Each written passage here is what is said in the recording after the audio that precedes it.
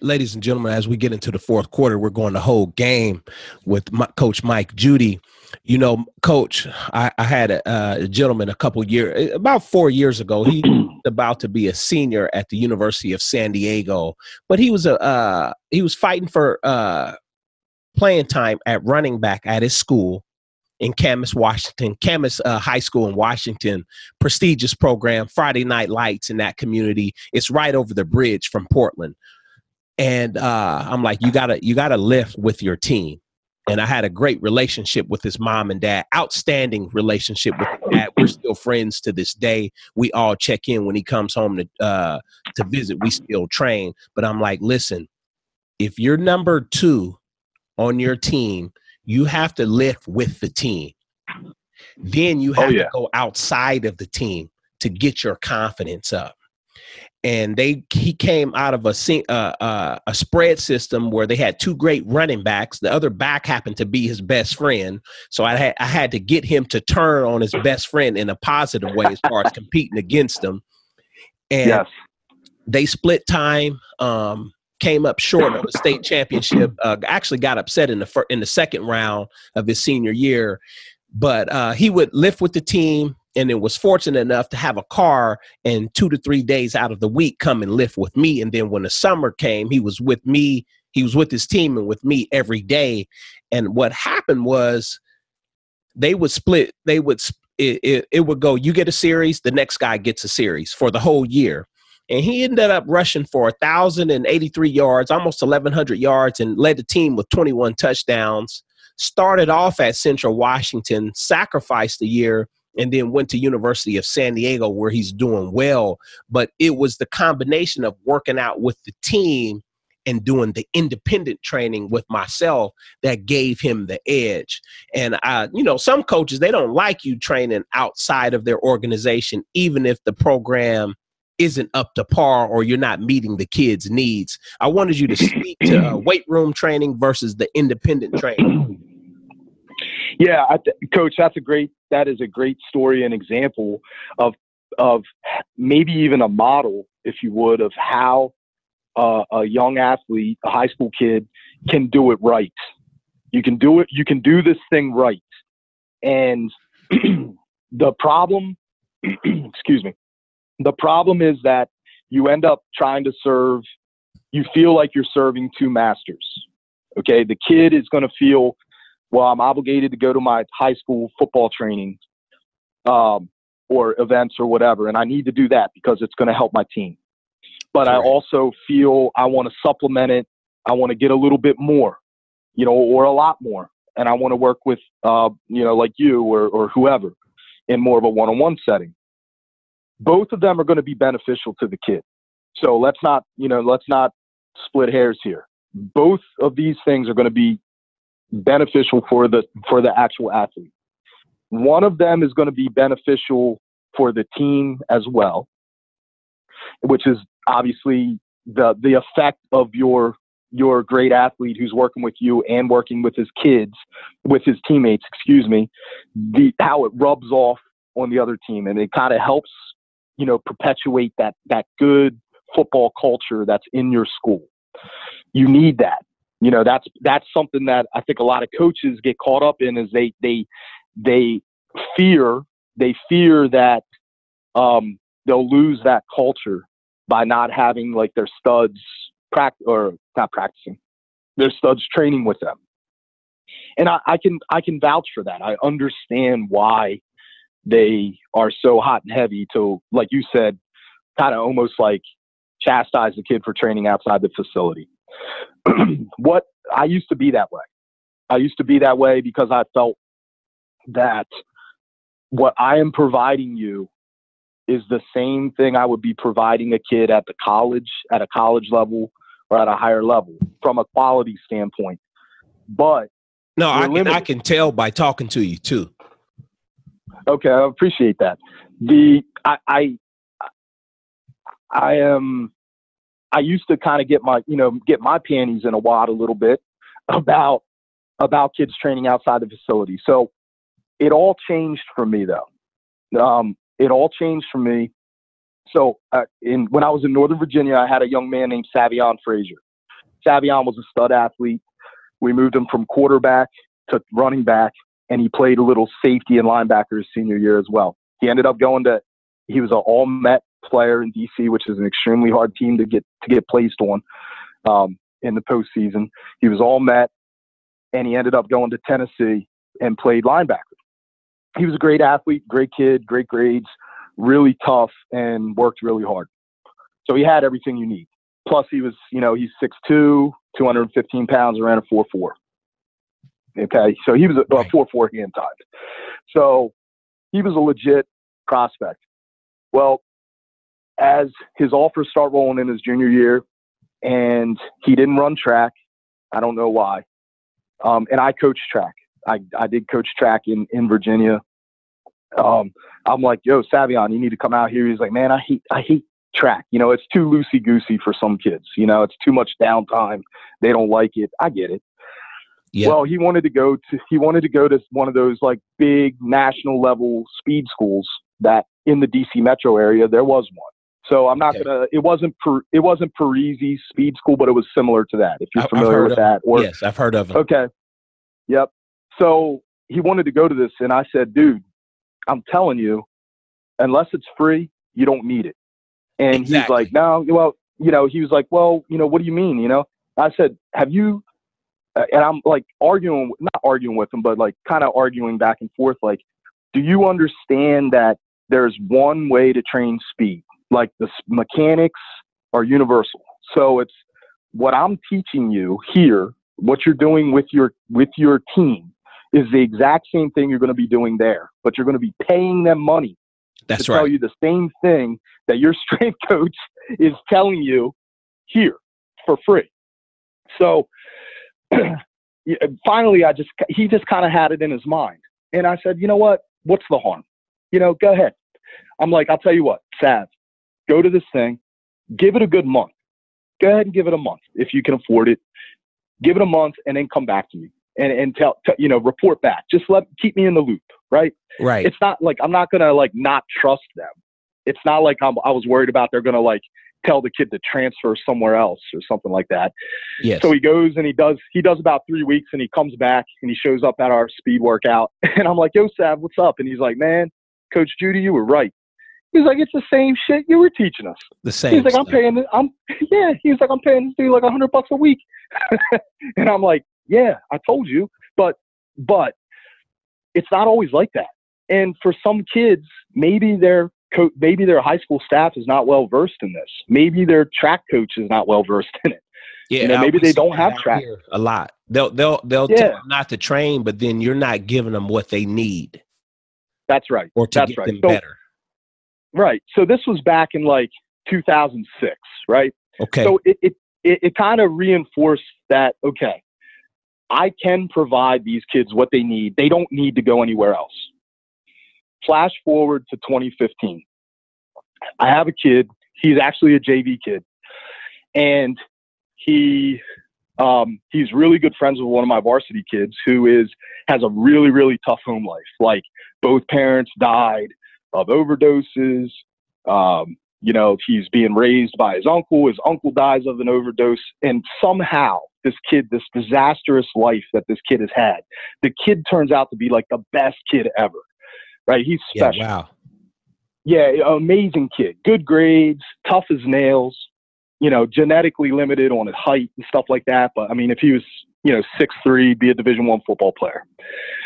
But he's like, he's 5'10", but he'll rip your lips off in a heartbeat, right? Great football player.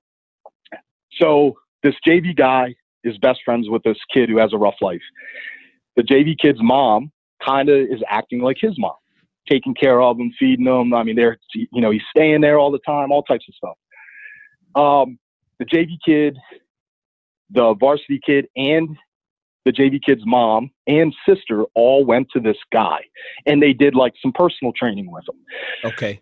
I was so close to kind of intervening, but I stopped myself. I stopped myself because I thought, this may not be about training.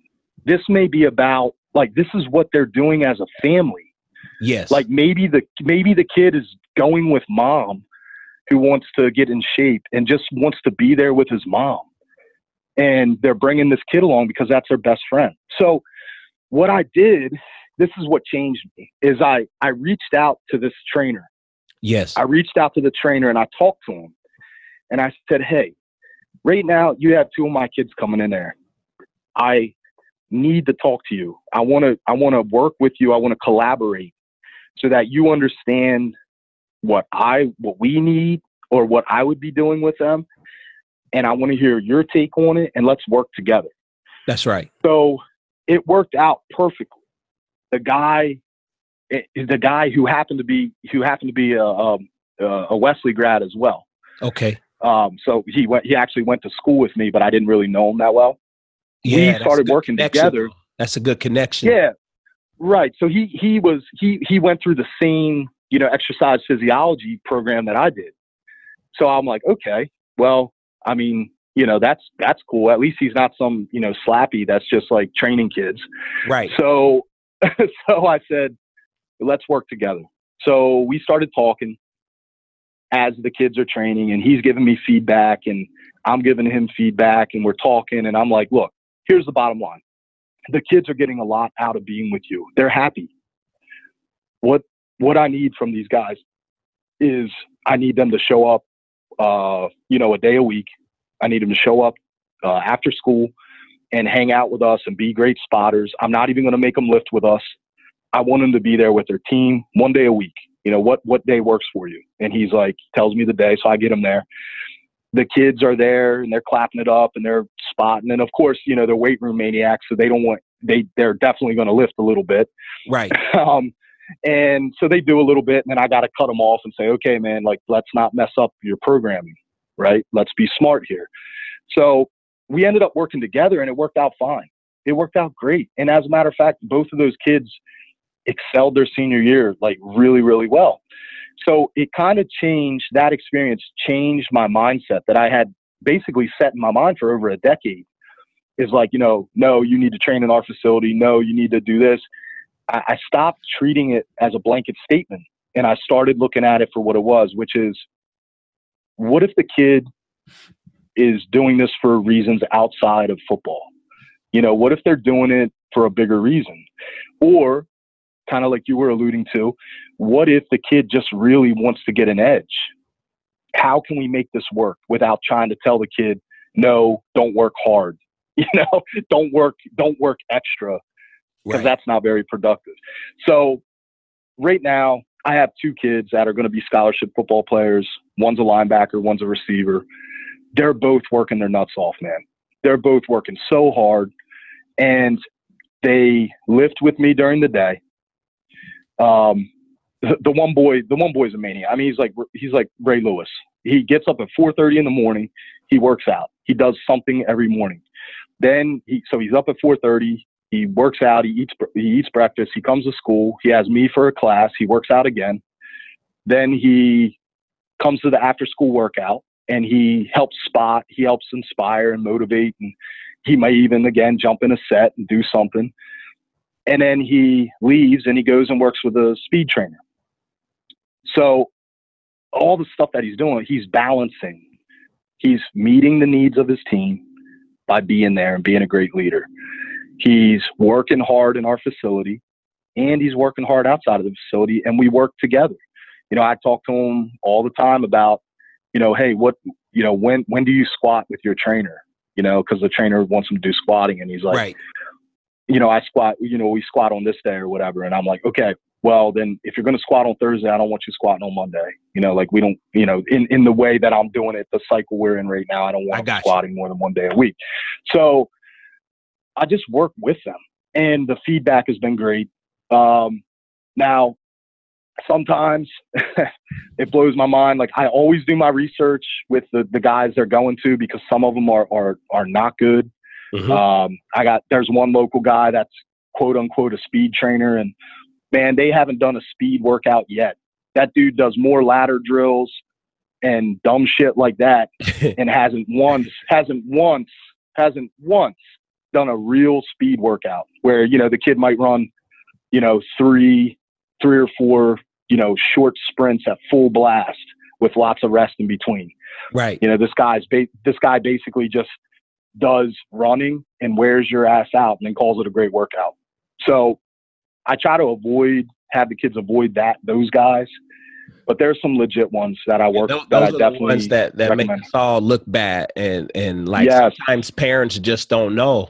They just don't know, or they take them. Yeah. And no offense to the guys that play Division I or at the next level, but just because you play pro or just because they play pro, parents doesn't mean they're going to make a great coach. Some of those dudes are, but if I'm seeing ladder drills and I'm not seeing really true wickets drills, then we're gonna have an issue.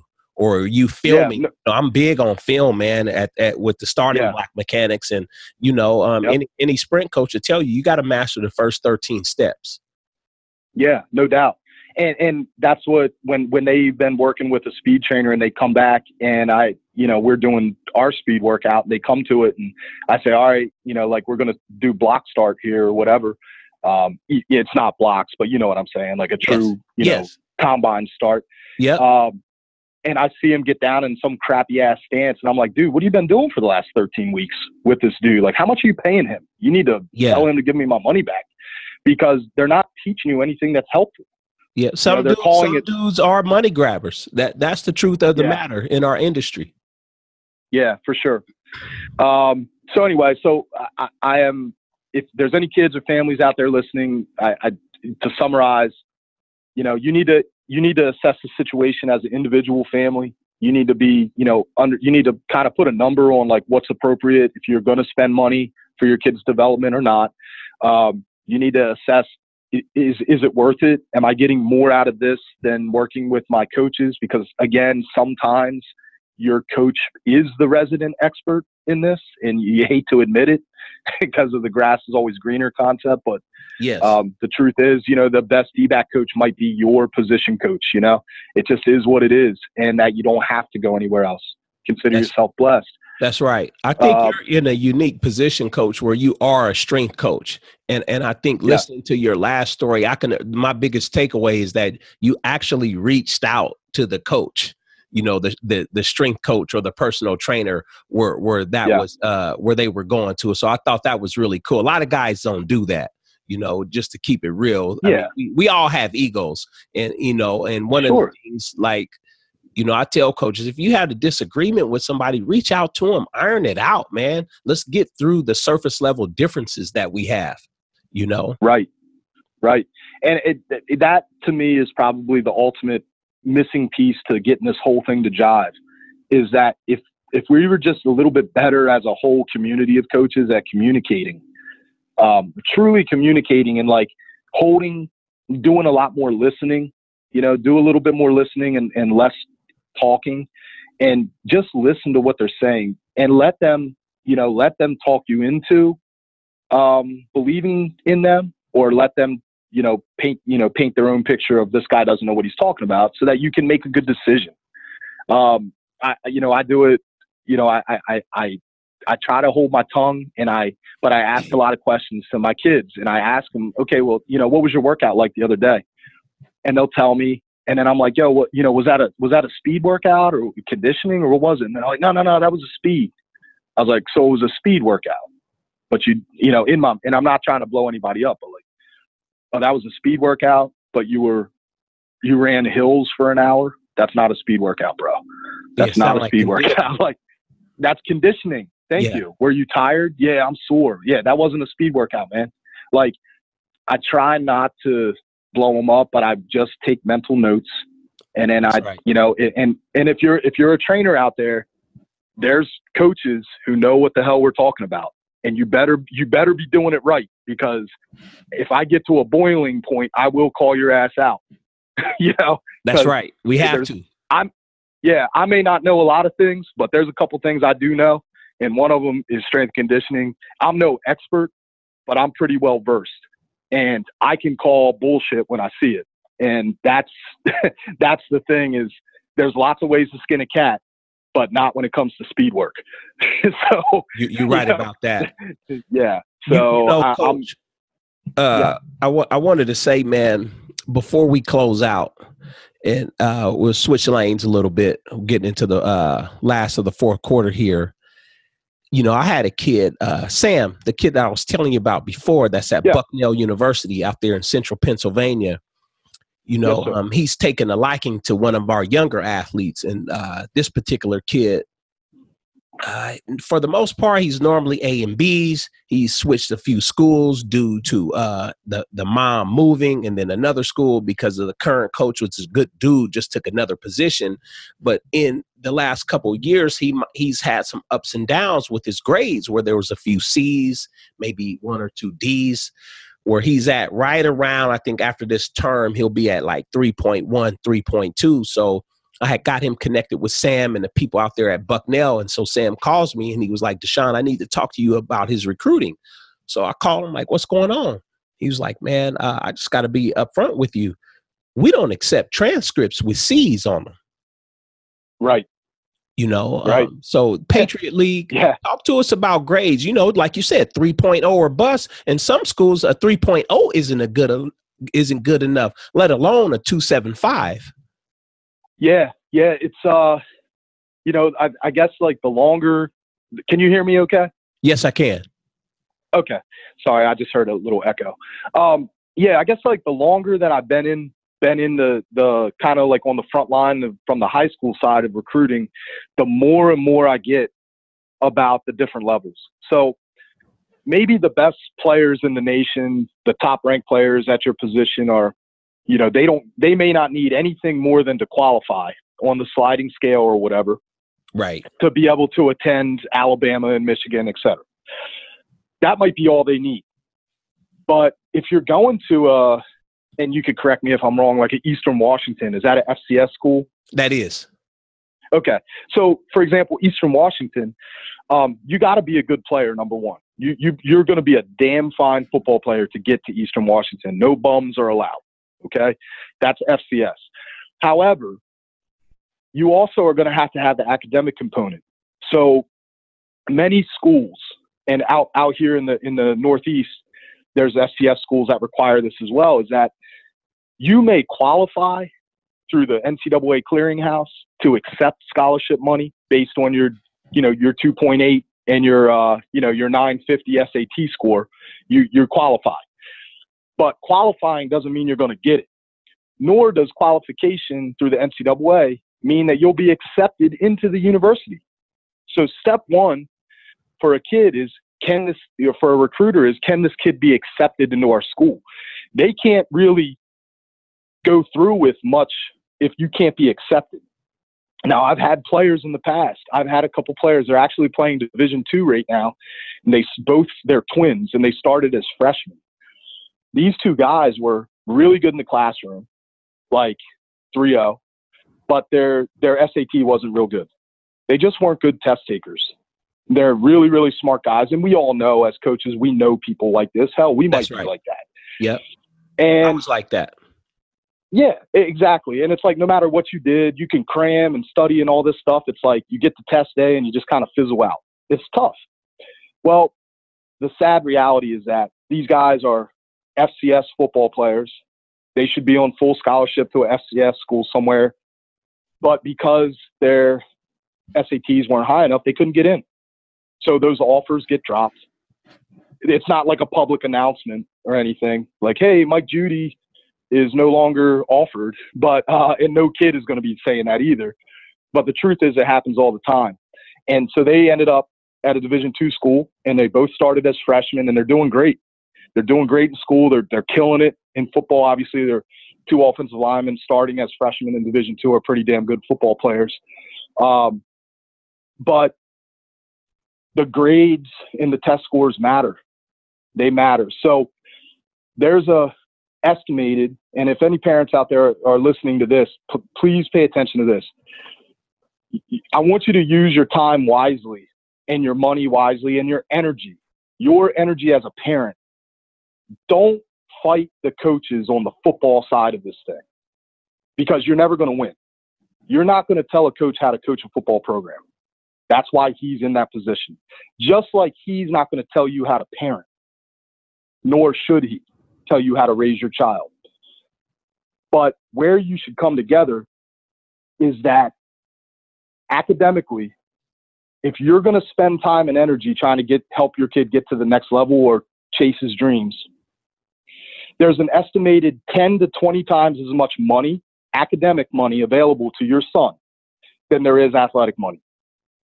And I don't think a lot of parents understand that once you go below the FBS, the highest level, Division I don't think they understand that teams can package your player. That FCS school, for example, in our area, the FCS school is we have University of Delaware and we have Delaware State University, which is a MEAC school, historically black university. Right. These schools can package you. So, for example, one of the schools, again, I'm not going to tell you which one, but one of the schools has, there's 63 scholarships or whatever they get. And it's funded by the university, and they can give 63 full scholarships. Not per year, on any one time, you can have 63 players on scholarship in your program. The other school may have, let's say, 35 full scholarships that they can have up to 63 kids on scholarship. So that school has 35 full scholarships that they can break up and essentially pay the bill for your son's tuition. So if you're an in-state student, the total cost for you to go to school is going to be less. So they're recruiting in-state students and then packaging them. So they look at your academics. How much money can he get from academics? How much grant money is he getting for studying nursing, being a male nursing student? Maybe award you an extra $3,000 a year because they want more male nursing students or something like that. Grant money that you don't have to, they just take off your bill. Then they just look at what's left over and they package your kid with athletic money. Maybe you get a $3,000 athletic scholarship, but you got $18,000 in grants and academic scholarships. So I think it's important that parents understand that you stand to make more money for your kid by pushing the academics, except nothing less than a 3.0. Every C, kind of like Deshaun, like you just mentioned, a C can kill you. A C on the report card can absolutely destroy an opportunity to a prestigious academic university that your son or daughter should be able to get into. They deserve to get into it. They're that caliber of athlete and that caliber of student, but they had a C in chemistry or they had a C in history because they got lazy. Unacceptable. It closes that door forever, like you mentioned. So it's really important for the parents. If you're going to spend your time and energy, please push the academics. Accept nothing less than that 3.0. If you're going to spend money, if you want to spend money on your kid to help him achieve his dream and he's struggling a little bit in the classroom, academic tutoring is money well spent, because at the end of it, you're going to get more money back. If you get his academics right early, the kid stands to make more money to go to college later. So again, 10 to 20 times as much academic money available for your son as there is football money or track money. So wise investment would say, push the academics from a parental side. Don't allow your child to fail in the classroom. And, make them take ownership of that, because ultimately that is going to close or open more doors, way more doors than your athletic ability will. Yeah, definitely, Coach. I'll add on to that. Parents, if you're listening to this, student athletes, if you're listening to this, other coaches, it really starts in the 9th grade. Those habits start. Oh yeah. A's and B's in the 9th grade, straight A's in the 9th grade. You might not see the positive or negative effects of that 3.5 years later, but you will see what you're doing. Either it's going to pay off, or you're going to pay a price by going somewhere that you didn't have no intention to go to, or you're going to be limited, you know. Yeah, absolutely. Nevertheless, before we close out, one thing I want to say is that, you know, I've had some kids say, Deshaun, this school sent me a letter. They contacted me. I don't know if I'm really interested in this school. If a coach reaches out to you, contact that coach. Fill out the paperwork, because you never know, that coach at that D3 school, he might get hired 1 or 2 years later at that FCS school or the FBS school, you know. And I know you mentioned that, Coach. Never ignore a coach that reached out to you. And I want you to speak to that before we close out. Yeah, sure thing. One of the biggest takes on playing a sport is the social side of it. I know we kind of live and die by like playing the game, but the reality is, if I think back, and I'm sure you do too, when you think back of your football career or your sports career, what stands out the most to me, I don't remember scores. I don't remember records as much as I thought I would. What I remember is relationships. I remember the things that stand out to me is all the great times I had with my friends that I played football with, and my coaches who are like mentors to me. Like, those are the things that last forever. And, you know, those are the memories that seem to stand out to me. And this game is about relationships.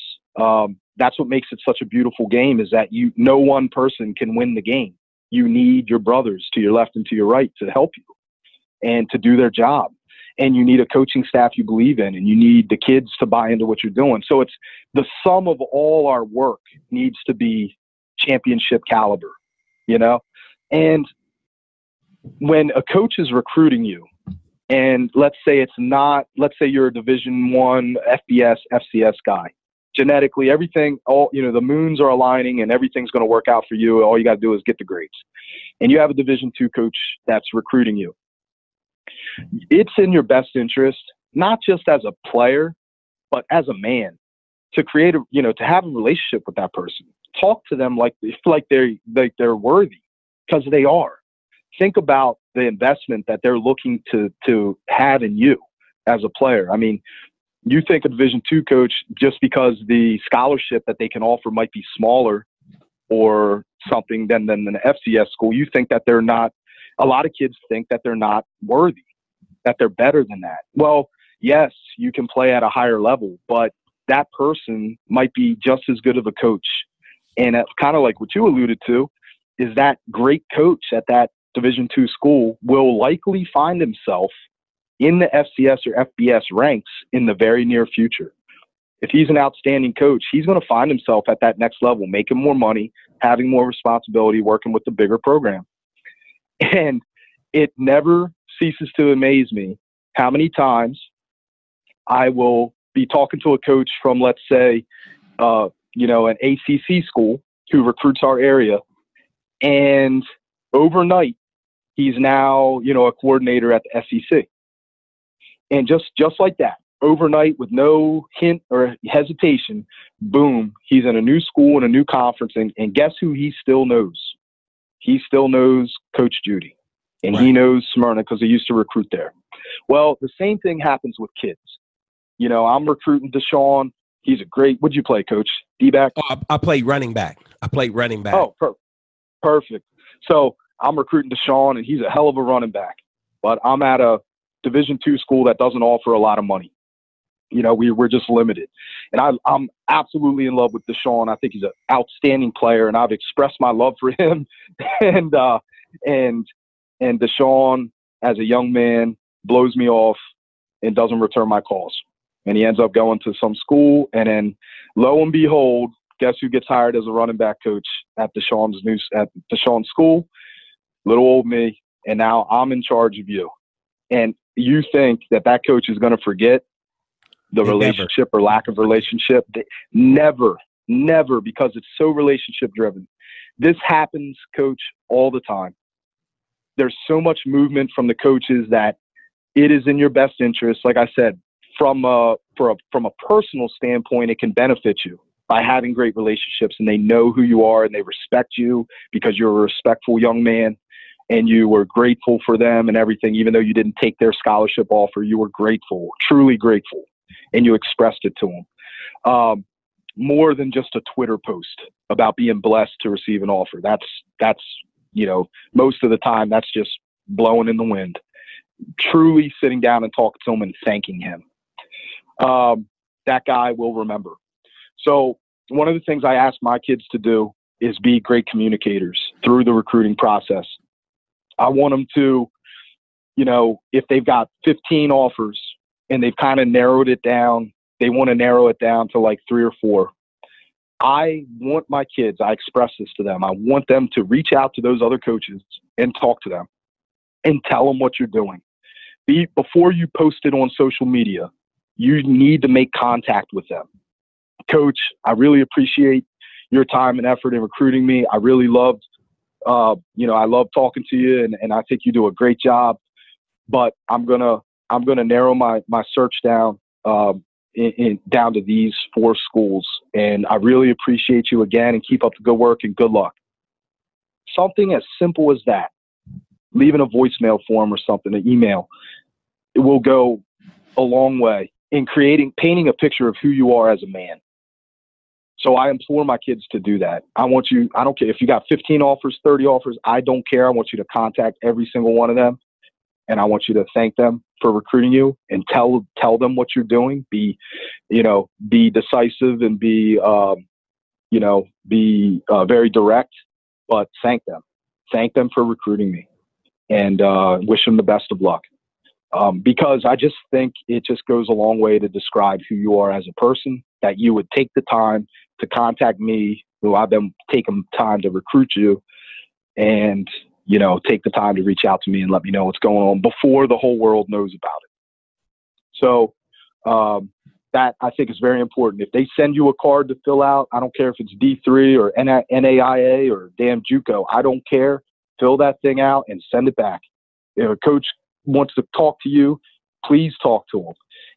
Now, the caveat to this, Coach, is this is my personal opinion. This is the way I operate, is once I am committed, a verbal commitment as an athlete, then I am not talking to any other coach.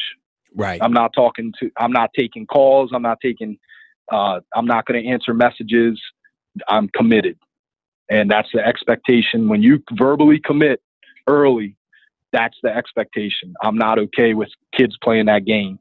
But things happen, you know, coaching staffs change and stuff like that. So I may be changing my ways on this because of how much things change at the Division I level. Is maybe you should continue to talk to them, but not from a recruiting standpoint. Maybe it's just going to be good enough to say, Coach, I'm verbally committed here. Please, thank you so much for recruiting me. Leave on a good note, so that in case things fall through with the school you're verbally committed to, that you haven't destroyed that bridge with the other coach. I appreciate you coming on. What town are you in Delaware, Coach? Yeah, I'm in Smyrna. You're in the town Smyrna, or the city, yes, and it's Smyrna High School? Yes, sir. Okay, I got it. Ladies and gentlemen, you've been listening to Coach Mike Judy from Smyrna High School in Smyrna, Delaware. This has been an incredible show. I almost really feel like I should be charging y'all for this, because this is an abundance of information. You're hearing the real on college football recruiting. This should almost be called the Bible of college football recruiting. I'm not going to go too far. Don't want to be belligerent with anybody's religion, but I really appreciate you coming on, Coach. This has been a blast talking to you, man.